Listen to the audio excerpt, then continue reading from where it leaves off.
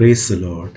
आप सबको जय मसीह की। एक बार फिर से मैं आज के बेसिक टीचिंग्स बुनियादी शिक्षाओं में मैं आपका स्वागत करता हूं यीशु मसीह के नाम में।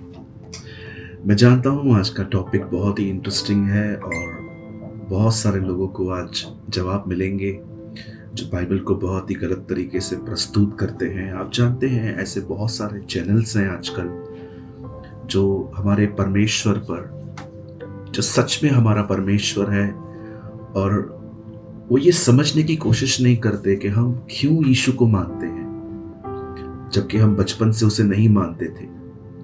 लेकिन वो कई बार हमारी बाइबल पे दोष लगाते हैं कि इनका परमेश्वर थक जाता है और आराम करता है।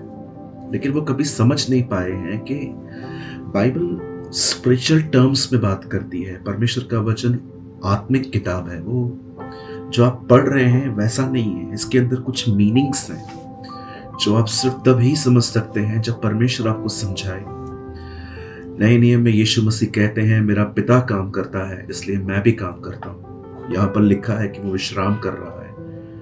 बहुत सारी चीजें हैं जो हमें समझ नहीं आती और हम उसे गलत तरीके से प्रस्तुत कर देते हैं। तो मैं चाहता हूं आज आप इस वचन के विषय में आप बहुत ही क्लियर अंडरस्टैंडिंग को, क्रिस्टल क्लियर अंडरस्टैंडिंग आज आपको मिलेगी इस वचन में। कि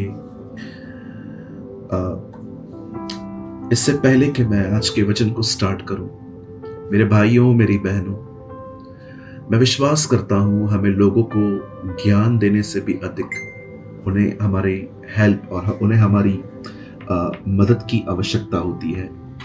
और मैंने हमेशा कोशिश की है कि मैं अपने भाई बहनों की मदद करूं। यीशु ने नहीं कहा मैं जा रहा हूं और मैं तुम्हें फिर और ज्ञान दूंगा। जी नहीं, उसने कहा मैं तुम्हें एक सहायक दूंगा ताकि जो बातें तुम सुन चुके हो तुम उन पे चल सको। आज हमें ज्ञान बहुत है, पर आज उस ज्ञान पर चलना हमारे लिए बहुत कठिन होता है। मैं दूसरों के बारे में नहीं जानता, लेकिन मेरे लिए कुछ चीजें फॉलो करना रियली कठिन होती हैं। जैसे कि बाइबल कहती है, प्रभु में सदा आनंदित रहो। मैं एक दो दिन आनंदित रह सकता हूँ, जिस दिन सैलरी आती है मैं उस दिन आनंदित रह सकता हूँ, जिस दिन घर के अंदर नए सामान आते हैं मैं उस दिन आनंद कर सकता हूँ। लेकिन बाइबल कहती है सदा आनंदित रहो। ये स्टैंडर्ड बहुत हायर है। इसीलिए परमेश्वर ने हमें पवित्र आत्मा दिया ताकि वो हमारी मदद कर सके कि हम कैसे आनंद कर सकते हैं। आज मैं एक ऐसे क्वेश्चन पे बात करना चाहता हूं जो कुछ लोग गलत वीडियोस बनाते हैं हमारे बारे में, और कुछ मसीह लोग भी जवाब नहीं दे पाते हैं। तो मैंने सोचा क्यों ना आज हम एक वीडियो बनाएं और हम इसे शेयर करें कि क्या सच में परमेश्वर थक जाता है जो आराम करता है। इस समय मैं पहले वाली खबर पूरी करता हूं। मैंने कोशिश की है कि मैं लोगों की मदद करूं, और वो मदद ऐसी है कि अगर आपको ये समझ में नहीं आता है कि प्रेयर कैसे करनी है, बाइबल कैसे पढ़नी है, किस चर्च में जाना है, किस लीडर को फॉलो करना है, बपतिस्मा क्या है, पवित्र आत्मा का बपतिस्मा क्या है, बहुत सारे सवाल हैं आपके। इस चैनल पर बेसिक टीचिंग पर बहुत सारे वीडियोस पड़े हैं। I think it's more than 150 से भी ज्यादा वीडियोस हैं जो आपके सवालों का जवाब है। इसमें आप इन्हें देखिए, आप ब्लेस्ड होंगे। आज एक वर्ड मैं आपके सामने रख रहा हूं, उत्पत्ति उसका 2 का 2। और परमेश्वर ने अपना काम जैसे वह करता था 7वें दिन समाप्त किया, और उसने अपने किए हुए सारे काम से 7वें दिन विश्राम किया। बहुत सारे लोग ऐसा कहते हैं और खुदावन के खिलाफ, परमेश्वर के खिलाफ वीडियोस बनाते हैं कि इनका परमेश्वर जो है वो ऐसा है वैसा है। बहुत सारे ब्लेम्स लगाते हैं क्योंकि उन्होंने बाइबल को ठीक से नहीं पढ़ा।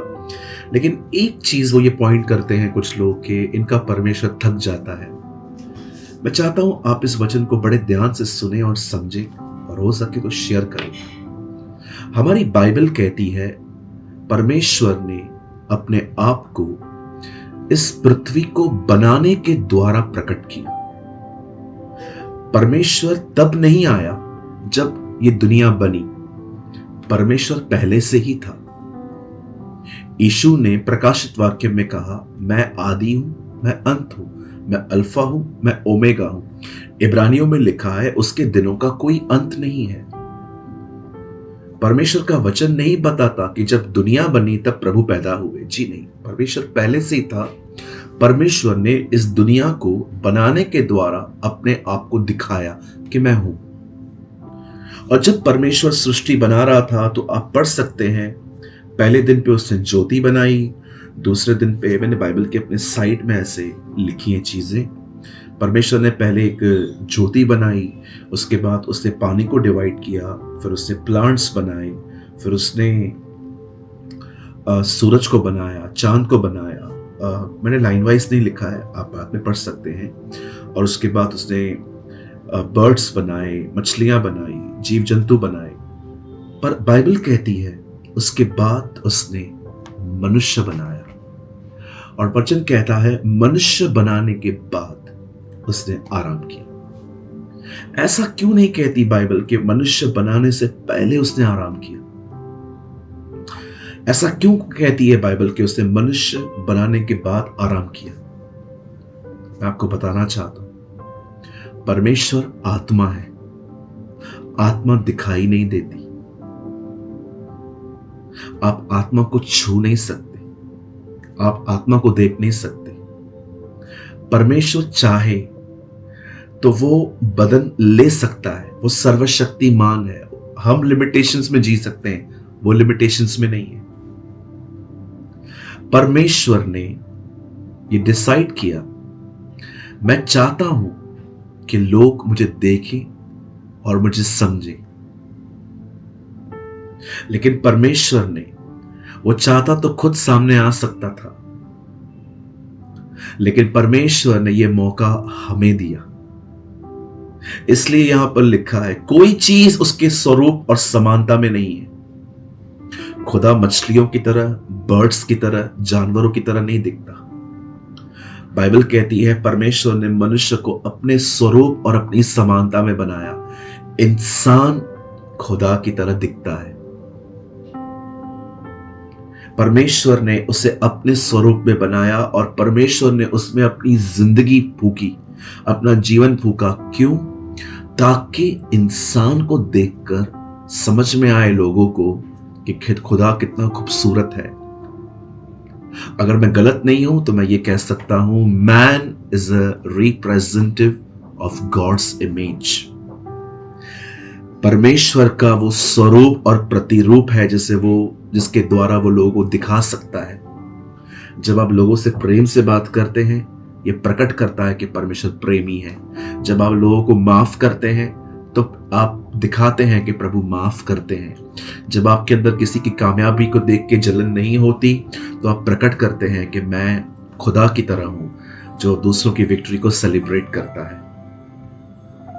आप जानते हैं परमेश्वर ने विश्राम इसलिए किया क्योंकि परमेश्वर जानता था जो मुझे करना था अब वो मनुष्य करेगा, अब वो मुझे प्रेजेंट करेगा। इसलिए परमेश्वर ने लिखा है कि जब वो बन गया तब परमेश्वर ने विश्राम किया कि अब मुझे काम करने की जरूरत नहीं है, अब मेरे बच्चे काम करेंगे। लेकिन हम सभी जानते हैं आदम फेल हुआ, आदम ने पाप किया। इसलिए बाइबल कहती है दूसरा आदम भेजा गया, यीशु खुदा का बेटा, और उसने प्रकट किया परमेश्वर को।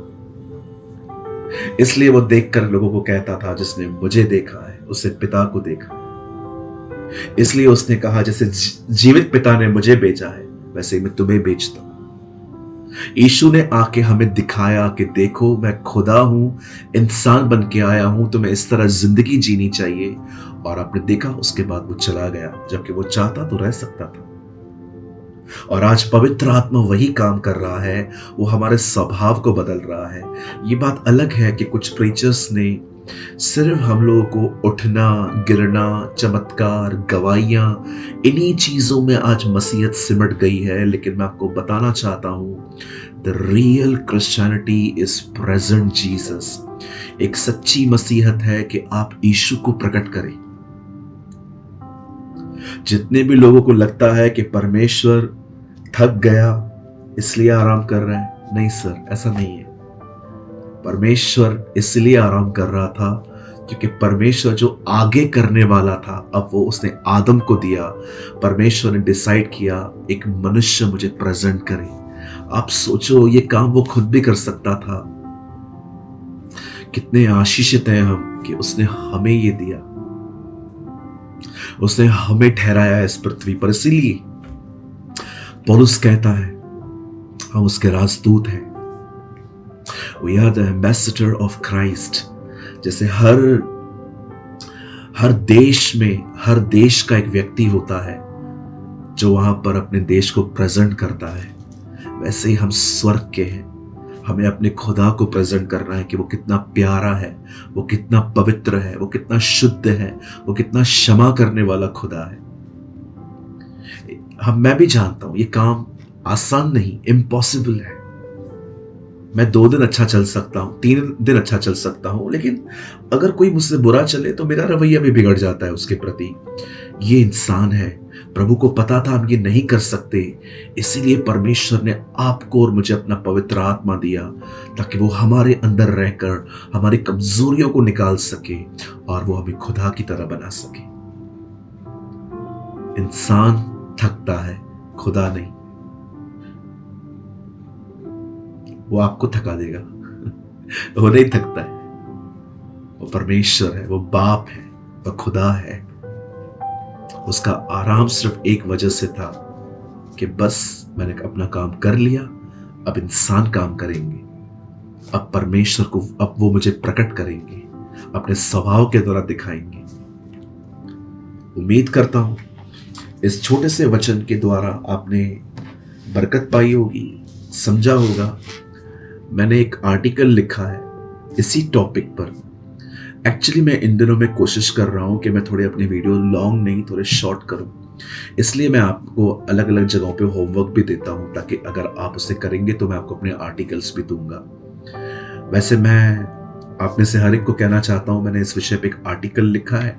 आप चाहें तो इस नंबर पर जो आपके सामने है आप लिख सकते हैं विश्राम, रेस्ट। आप जब लिखेंगे मैं आपको और भी एक डीप एक्सप्लेनेशन दूंगा। अगर मैं वो अभी दूंगा वीडियो बहुत लॉन्ग हो जाएगी, लेकिन मैं चाहता हूं आप लिटरेचर भी रखिए अपने पास। प्रभु आप सबके साथ है। मैं उम्मीद करता हूं इस छोटे से वचन ने आपको संतुष्ट किया होगा।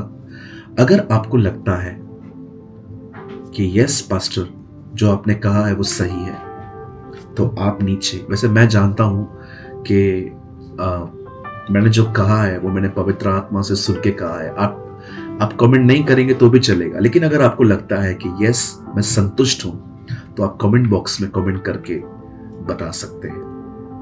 प्रभु हमारे साथ है। हमारे परमेश्वर की महिमा हमेशा होती रहे। और अगर आपको आर्टिकल चाहिए तो जस्ट रेस्ट लिखिए इस नंबर पे जो आपकी स्क्रीन पर है, बड़े लफ्जों में आया है। यहाँ पर अपना नाम लिखिए, आप कहाँ से हैं, और लिखिए रेस्ट, विश्राम। वो आर्टिकल आपको मिल जाएगा। प्रभु आपके साथ है। आप सबको जय मसीह की।